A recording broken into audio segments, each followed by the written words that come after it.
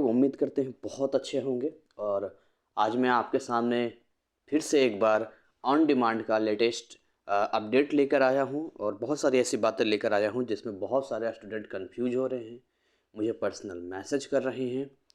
तो सबसे पहले तो आपने अगर हमारे चैनल को सब्सक्राइब नहीं किया है तो जल्दी से चैनल को सब्सक्राइब करके बेल नोटिफिकेशन को ऑन कर ले ताकि हर अपडेट आप तक पहुंच सके। और अगर आप हमसे पर्सनल कुछ पूछना चाहते हैं, कोई काउंसलिंग करना चाहते हैं, एकदम फ्री है। स्क्रीन पर आपको हमारा व्हाट्सअप नंबर दिख रहा है 9643480201। आप हमें इस पर कांटेक्ट कर सकते हैं या कमेंट बॉक्स में आप अपने सुझाव या फीडबैक दे सकते हैं। आइए हम बात करते हैं आपका लेटेस्ट जनवरी से मार्च 2023 में होने वाले ऑन डिमांड एग्ज़ाम के बारे में। देखिए, अगर मैं बात करता हूं कि अप्रैल में लिख रहा हूँ, अप्रैल क्यों लिख रहा हूँ, जनवरी से, है ना, जनवरी से लेके मार्च के बीच में आपका होने वाला 2023 में ऑन डिमांड, राइट। तो अगर आप जनवरी टू मार्च 2023 की बात करते हैं तो जैसा कि आप सभी जानते हैं, मैं एक एक पॉइंट करके डील करना चाहूँगा। सबसे पहला पॉइंट ये है कि ऑलरेडी 10 जनवरी से पेपर स्टार्ट हो चुका है, ठीक है। इस वीडियो में बहुत जानकारी मैं आपको दूंगा, मतलब इस वीडियो को आखिरी तक देखते देखते आपके मन में हो सकता है कुछ ऐसी चीज़ें रह गई हो जो आपके मन में सस्पेंस चल रहा है, वो भी क्लियर हो जाएगा। तो 10 जनवरी से ऑलरेडी जो है एग्ज़ाम, ओडी एग्ज़ाम स्टार्ट हो चुका है। ध्यान दीजिएगा, ऑन डिमांड एग्ज़ाम जो है ऑलरेडी स्टार्ट हो चुका है। कितने से? 10 जनवरी से। ये कंटिन्यू चल रहा है, अलग अलग स्टेट में अपने अपने हिसाब से चल रहा है। दूसरी बात ये कि कुछ लोग जो बोल रहे हैं कि लास्ट डेट क्या होगा, बार बार मुझसे पूछते हैं कि सर लास्ट डेट क्या होगा ऑन डिमांड का। देखिए, ऑन डिमांड का लास्ट डेट ये मार्च के महीने तक जाएगा। अब उसी में 26 मार्च 28 मार्च वो देखना पड़ेगा साइट पे जाकर एडमिशन का टाइम में आपको। तीसरी चीज़ ये कि कुछ लोग मुझसे पूछ रहे हैं कि सर प्रैक्टिकल का इसमें क्या हिसाब किताब है ना, प्रैक्टिकल के लिए। तो प्रैक्टिकल के लिए आपको एक फ़ाइल तैयार करनी होगी, ठीक है, एक फ़ाइल तैयार करनी होगी। इस फाइल में आपको कम से कम 8 से 10 प्रैक्टिकल्स लिखने होंगे जो लैब मैनुअल बुक से आप लिख सकते हैं, ठीक है ना।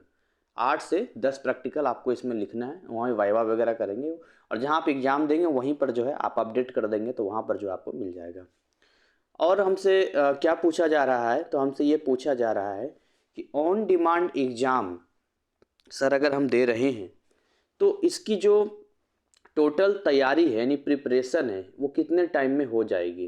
क्या ये टफ होता है, क्या ये इजी होता है, क्या एग्ज़ाम का इसका पैटर्न है।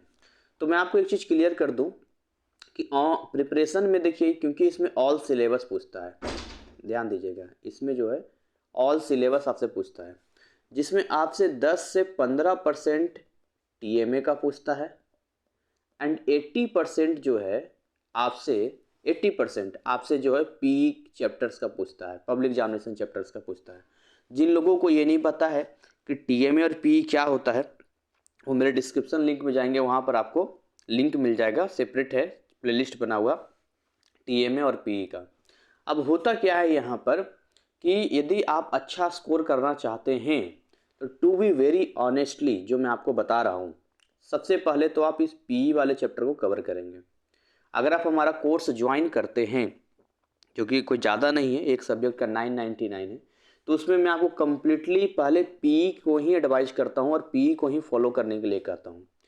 तो अब बच गया आपका 10 से 15% टीएमए। तो टीएमए वाले चैप्टर्स तब आप करना जब आप ये 80% पीई वाले कर लोगे। बात समझो, ऐसा ना हो कि 10 से 15% टीएमए के चैप्टर्स की वजह से आपका 80% वाला पीई चैप्टर्स डिस्टर्ब हो जाए।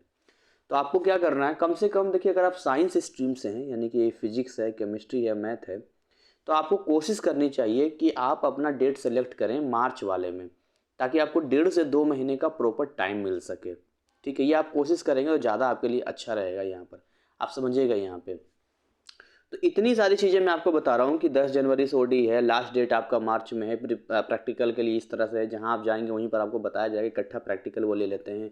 प्रिपरेशन का भी मैं आपको बता रहा हूँ कि आप पीई चैप्टर पे पहले फोकस कीजिए, और बेटर करना है देन आप टीएमए फिर कर सकते हैं।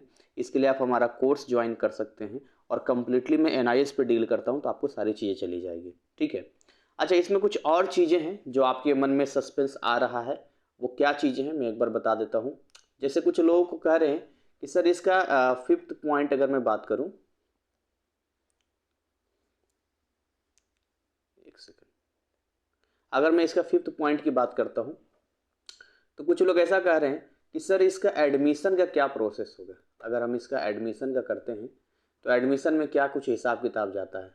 तो देखिए एडमिशन का ये हिसाब किताब है, समझिएगा ध्यान से। या तो आप सेल्फ खुद से कर सकते हैं एडमिशन, मेरी बात समझिएगा। अब जब आप खुद से एडमिशन करेंगे तो इसका जो थोड़ा सा चार्जेज है इस बार बढ़ गया है। जैसे अभी 2 सब्जेक्ट का लगभग 3700, 3600, 3800 ऐसे करके जा रहा है 2 सब्जेक्ट का। और अगर आप एक सब्जेक्ट का भी देना चाहते हैं तो एक वोकेशनल सब्जेक्ट आपको देना ही पड़ेगा उसमें, तो 2 सब्जेक्ट हो ही जाता है। तो अगर प्रॉपर नॉलेज है आपके पास तब तो आप खुद से कीजिए, अदरवाइज हमारे टीम से आप करवा सकते हैं। हमारी टीम केवल अपना 500 चार्ज लेगी, है ना, 500 अपना चार्ज लेगी और आपका पूरा एडमिशन कर देगी।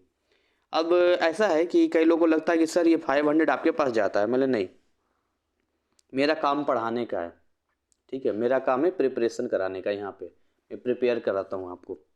तो एडमिशन वाले मामले में मैंने एक टीम बना, चूँकि बाहर बहुत फ्रॉड चल रहा है, 10,000 दे दो, 15,000 दे दो, पासवर्ड भी वो रख लेते हैं, बहुत सारी चीज़ें ऐसे वो करते रहते हैं। तो यहाँ पर आपको समझना है कि कई लोग जो है टीम से करवा रहे हैं, उनको बड़ा आसानी से भाई कोई दिक्कत नहीं होता है और आराम से। कई लोग ऐसे स्टूडेंट हैं जिन्होंने गलती कर दिया, खुद से कर लिया, अब फिर जब फंस गए, पेंडिंग में फंस गया, तो वापस टीम से उनकी हेल्प लेनी पड़ी।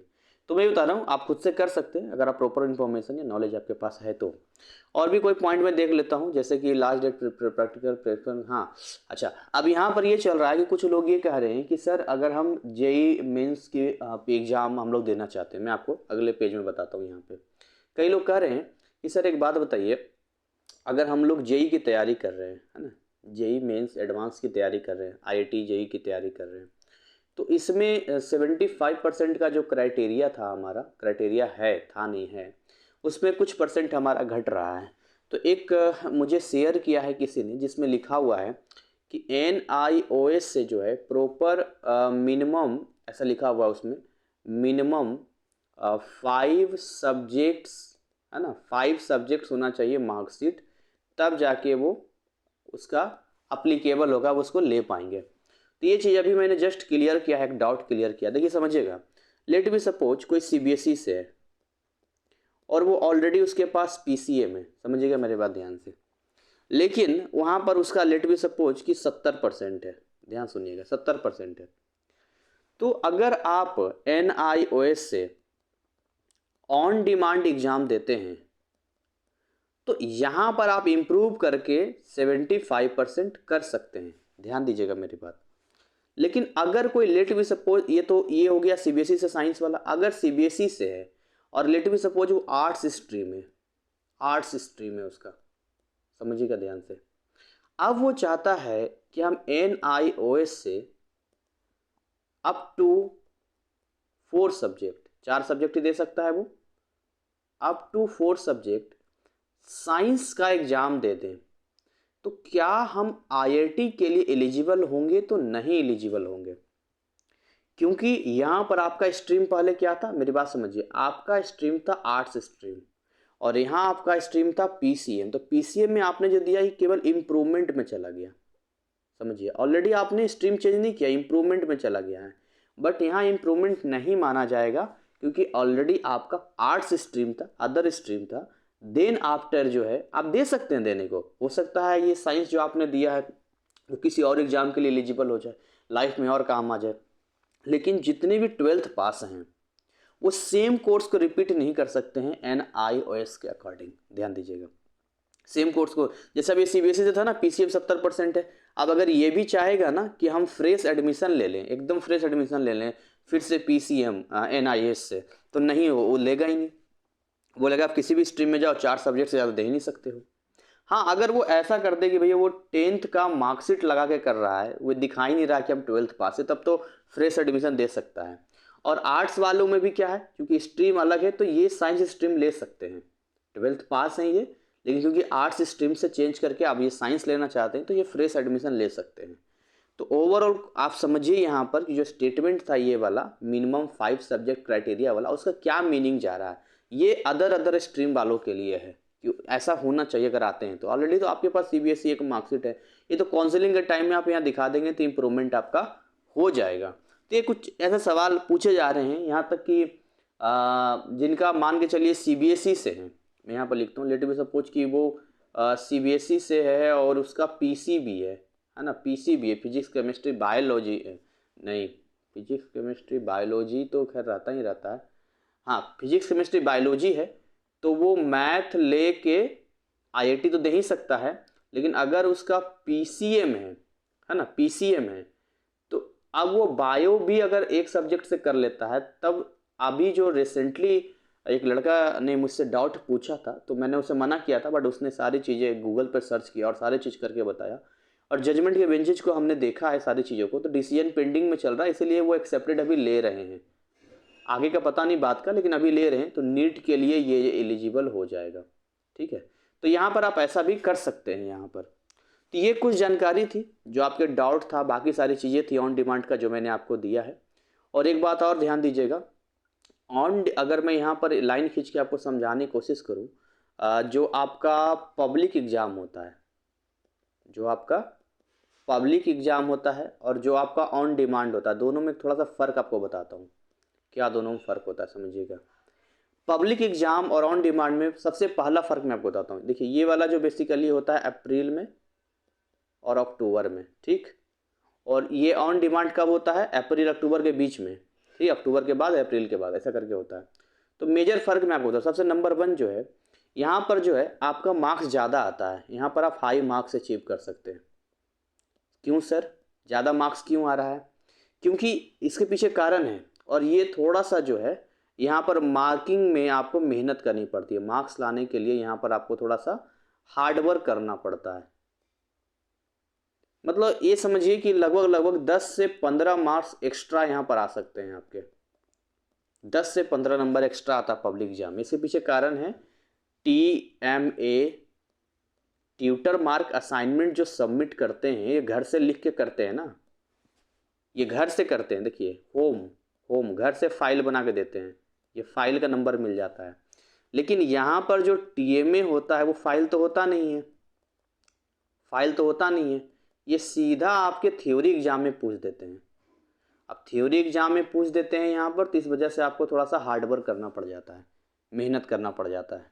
तो 10 से 15 मतलब नंबर का हेर फेर होता है। अगर यहाँ पर आप 60 नंबर ला रहे हैं ऑन डिमांड में, तो हो सकता है पब्लिक एग्जाम में आप 75 नंबर ले आइए, लेकिन ऐसा नहीं है। अगर आप पढ़ के जाएंगे तो अच्छा नंबर ही लाएंगे। और चाहे पेपर कोई भी हो, चाहे वो पब्लिक एग्जामिनेशन का पब्लिक एग्जाम का हो या ऑन डिमांड का हो, अगर आप अच्छा तैयारी करेंगे तो ऑन डिमांड में भी नंबर ला सकते हैं। वैसे पब्लिक एग्जाम में मेरे बैच में हाईएस्ट केमिस्ट्री में 95 मार्क्स गया है, और बाकी फिजिक्स वगैरह में भी 80 से ऊपर गया है, तो काफ़ी अच्छा मार्किंग आया है पब्लिक एग्जाम में भी। पहले लगता था मुझे कि पता नहीं ओपन बोर्ड है, ओपन बोर्ड में मार्किंग आते हैं कि नहीं आते हैं, लेकिन ऐसा नहीं है। ऑन डिमांड में भी बच्चों का रिजल्ट मैंने देखा है तो 50-60 के आसपास है रिजल्ट, क्योंकि प्रैक्टिकल का भी तो नंबर मिलना है, प्रैक्टिकल दोनों में मिलता है ना आपको, प्रैक्टिकल आपको यहाँ भी मिलता है, प्रैक्टिकल यहाँ भी मिलता है, सेम चीज़ मिलता है यहाँ पर। तो खैर वीडियो को बहुत लंबा नहीं करूँगा, ऑलरेडी 13 मिनट का हो गया, और मैं उम्मीद करूँगा कि बहुत सारे डाउट मैंने आपका क्लियर करने की कोशिश किया है। और इसी के साथ यहाँ से मैं आपसे अलविदा लेना चाहूँगा। नए अपडेट के साथ, हम नई चीज़ों के साथ आपसे मिलेंगे, बात करेंगे। फिर भी आपके मन में कोई डाउट है, सस्पेंस है, तो आप हमारा व्हाट्सअप नंबर जो आपको दिख रहा है 9643480201, इस पर हमें कांटेक्ट करके फ्री काउंसलिंग कर सकते हैं, पूछने कोई पैसा नहीं है। और जितनी जल्दी हो सके तैयारी अच्छे से कीजिए। अगर कोई मेरी मदद चाहिए, आपको मेरे कोर्स की ज़रूरत पड़ती है, तो ज़रूर मुझे याद कीजिएगा, व्हाट्सएप पे कांटेक्ट कीजिएगा, वहीं पर सारा पेमेंट वगैरह होता है। और उसके बाद टोटल का टोटल, क्योंकि बड़ी मेहनत से मैंने कोर्स को डिज़ाइन किया, उसमें ट्रिक्स चुटकुले, आप लॉजिकली सोचिए ना, अगर कम टाइम में बड़ा सिलेबस कवर करना है तो उसको इंटरेस्टिंग बनाना पड़ेगा, उसमें ट्रिक्स डालने पड़ेंगे, चुटकुले डालने पड़ेंगे, कहानियाँ डालनी पड़ेगी, तभी तो एक इंसानी दिमाग को याद रहेगा। और वैसा ही बड़ी मेहनत से उसको तैयार किया। कई लोग कहते हैं सर थोड़ा पैसे कम कर लीजिए ना, 999 बहुत ज़्यादा है एक सब्जेक्ट का। मैं कहता हूँ कि अगर आप हिंदुस्तान के किसी भी अच्छे टीचर से बोलेंगे कि भैया आप 1000 रुपया ले लीजिए और किसी एक सब्जेक्ट का पूरा सिलेबस कंप्लीट करा दीजिए, तो क्या वो करवाएगा? नहीं करवाएगा। पहले तो कहेगा ये सरदर्दी कौन लेगा, और दूसरी बात कहेगा कि अगर मान लो लेते भी हैं तो हमसे 1000 रुपये में क्यों करवाएंगे, 1000 रुपये का ज़माना ही नहीं है। आप खुद ही सोचो, इससे ज़्यादा तो मंथली फ़ी होता है। मैं खुद ही दिल्ली NCR में पढ़ाता हूँ, तो एक सब्जेक्ट का 1500 रुपये एक महीने का लेता हूँ, और अल्टरनेट क्लासेस होते हैं, केवल 12 क्लासेस ही होते हैं। तो ये सारी चीज़ें जो हैं, थोड़ा मुझे शर्मिंदा मैं खुद हो जाता हूँ जब बच्चे इस तरह से बातें करते हैं। तो खैर आपकी इच्छा है लेना ना लेना, लेकिन आप हमसे डाउट पूछ सकते हैं, क्वेरी पूछ सकते हैं। इसमें आप हमारे बैच में रहिए या नहीं रहिए, कोई फ़र्क नहीं पड़ता है। मैं सबके लिए ओपन है, सबके लिए मैं बताता हूँ और हर किसी के लिए हमेशा रेडी रहता हूँ। Thank you, wish you all the best. हमारी शुभकामनाएं हमेशा आपके साथ है।